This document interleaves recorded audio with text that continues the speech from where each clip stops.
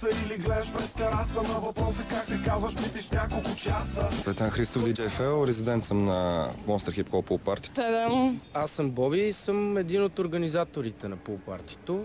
Какво е Monster Hip Hop Pool Party? И проект, който стартирахме преди 2 години, заедно с още едно момче, с което работиме. То общо взето е най-голямото лятно парти правено в България. Миналата година ще е някъде между 500 и 700 човека, тази година стигнахме до 2000. Владо Скам, аз Владо Черния от Янг Бибианг. Ми Стефан. Ей, Черния, ей, Владко, петък ми е майка, лятото ми е татко. Елори, пи ракията ти щи, пи от 3 дни на вила мириша. Обичам да пуша, да пия и да ям. Това лято направиха много готини парчета. Винаги. И Ян Бибиян, и Янг Биби. всички останали, които по принцип се занимават с българския хип-хоп.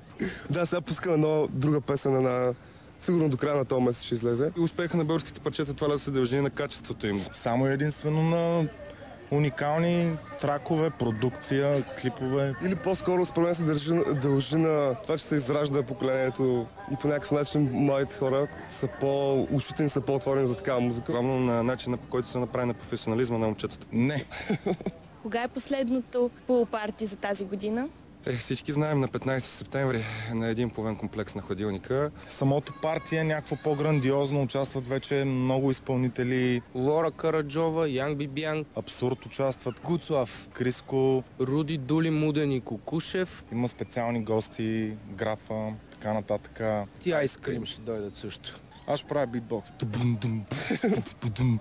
Мастика, камби, чушки, палатка, комби, дружки, вълни, цаца, спиш муха, каца. И който иска да слуша още, да дойде на партито в събота.